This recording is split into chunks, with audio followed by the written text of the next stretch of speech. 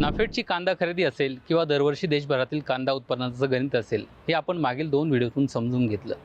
यात कांदा निर्यातीचा देखील महत्त्वाचा मुद्दा आहे.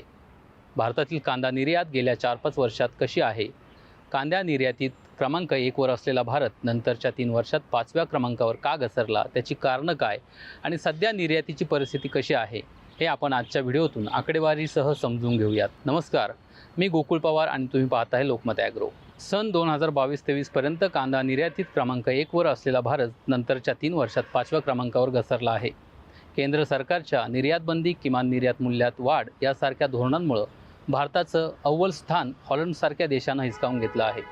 आणि या संधीचा फायदा घेत चीन, इराण व पाकिस्तानने भारताचे कांदा आयातदार देश बळकावले. कांदा निर्यातीमध्ये सन 2022-23 पर्यंत इतर देशांच्या तुलनेत भारताचा वाटा 21 ते 27% इतका होता. याच काळात बांगलादेशसोबत आखाती देश भारताकडून मोठ्या प्रमाणात कांदा खरेदी करायचे.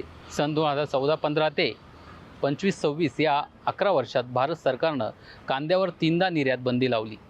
या निर्णयापूर्वी निर्यातदारांनी कांदा निर्यातीचे सौदे केले होते. ते पूर्ण करण्याची संधी देखील सरकारनं निर्यातदारांना दिली नाही. सौदे पूर्ण न झाल्याने काही देशांसोबत जगातील नामांकित कंपन्यांनी भारताला कांद्यासंदर्भात ब्लॅकलिस्टेड केले, तर काही देशांनी त्यांचे उत्पादन वाढवले आणि काहींनी भारताऐवजी हॉलंड, चीन आणि पाकिस्तान व इतर देशांकडून कांदा खरेदीला पसंती दिली. आता मागील काही वर्षात कांदा निर्यात कशी राहिली, यंदा कशी आहे, हे आकडेवारीसह समजून घेऊयात. 2020-21 मध्ये 15.78 लाख टन कांदा निर्यात झाली. यातून 2,826 कोटी रुपये मिळाले. 2021-22 मध्ये 17.08 लाख टन कांदा निर्यात झाली. यातून 3,432 कोटी रुपये मिळाले. 2022-23 मध्ये 25.27 लाख टन कांदा निर्यात झाली. यातून 4,525.91 कोटी रुपये मिळाले. 2023-24 मध्ये 17.17 लाख टन कांदा निर्यात झाला. यातून 3,513.22 कोटी रुपये मिळाले. 2024-25 मध्ये 11.30 लाख टन कांदा निर्यात झाली. यातून 3,800 कोटी रुपये मिळाले. 2025-26 मध्ये 15.40 लाख टन कांदा निर्यात झाली. यातून 3,835 कोटी रुपये मिळाले. देशनिहाय कांदा निर्यातीचा वाटा पाहिला तर हॉलंड 37%, चीन 25%, इराण 14%, पाकिस्तान 13% आणि भारत 9% आहे.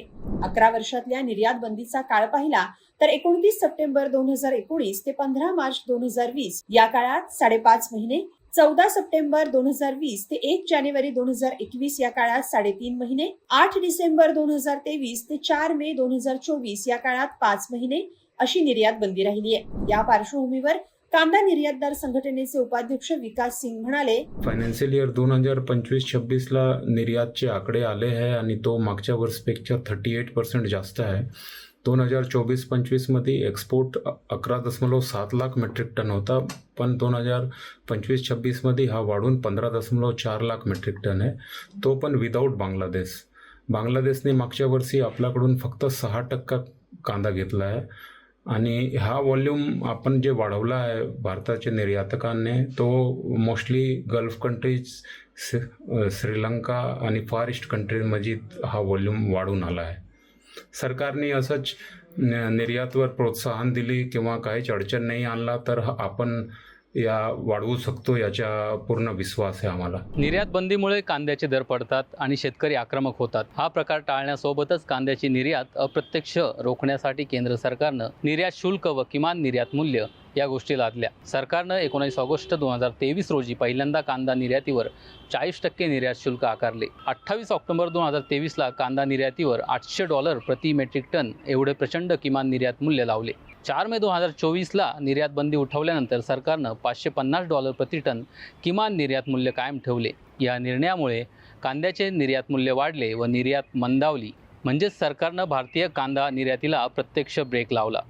या सगळ्या चुकीच्या निर्णयांमुळे भारताने जागतिक बाजारात विश्वासार्हता गमावल्या असल्याचं दिसून येतं. लोकमत ॲग्रोसाठी गोकुळ पवार, नाशिक.